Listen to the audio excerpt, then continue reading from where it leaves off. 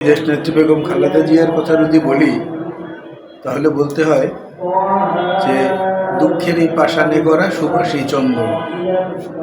চন্দনে যদি আবার সুবাস থাকে, সেই সুবাস যেভাবে নিজ গুণে সব জায়গায় ছড়িয়ে পড়ে, দেশনেত্রী বেগম খালেদা জিয়া তার নিজের ব্যক্তিত্ব, নিজের আচার আচরণ, নিজের সংযত কথাবার্তা এবং পরমত সহিষ্ণুতা দিয়ে গণতন্ত্রের প্রতি তীব্র আকাঙ্ক্ষা তৈরি করেছেন মানুষের মধ্যে, যে কারণে তিনি অনন্য একটি আসনে আসীন ছিলেন জীবদ্দশায়। তিনি এই জন্য সাহস করে বলতে পেরেছেন যে বাংলাদেশই হচ্ছে আমার শেষ ঠিকানা, আমি এই মাটি ছেড়ে কোথাও যাব না।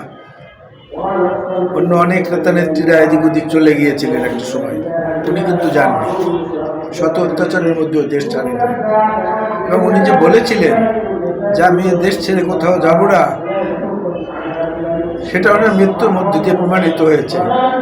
নাহলে তো কাতারের আমিরের এয়ার অ্যাম্বুলেন্স আসতে পারত, উনি তো বিদেশে চিকিৎসাধীন অবস্থায় চলে যেতে পারতেন, তা কিন্তু যাননি। কারণ আল্লাহ তাআলা প্রমাণ করে দিয়েছেন, উনি যেহেতু বারবার কথাটি বলতেন যে আমি এ মাটি ছেড়ে কোথাও যাব না, এ দেশই আমার ঠিকানা, এই দেশেই তার চিকিৎসা হয়েছে এবং এই দেশের মাটিতেই তার ঠিকানা হয়েছে। সেই জন্যই কথাটি আমি আগে বলেছি।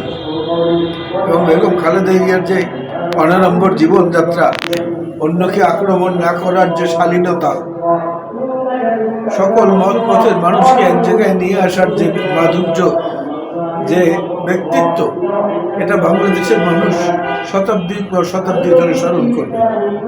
শুধু নিজের দল নয়, শুধু নিজের মত নয়, সকল মত এবং পথ একত্র হয়ে আজকে তার প্রতি শ্রদ্ধার ডালি সাজিয়ে আজকে তারা উৎসর্গ করছেন।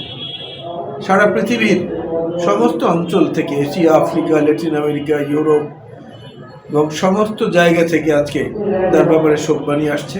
আর গোটা বাংলাদেশ তো একটা অশ্রুরুদ্ধ অবস্থায় আছে। বাংলাদেশের সমস্ত পথ মতের মানুষের অশ্রুকে যদি আজকে একত্র করা যেত, আমার মনে হয় তিস্তা, মেঘনা, পদ্মা, যমুনা, আড়িয়াল খাঁ, ধানসিঁড়ি, বুড়িগঙ্গা, যত পানি আছে, সব কিছু মিলিয়ে একটা বিশাল মোহনা তৈরি হতো এবং সেই মোহনা হয়তো গিয়ে এক সময় মহাসমুদ্রের সাথে মিলিত হতো।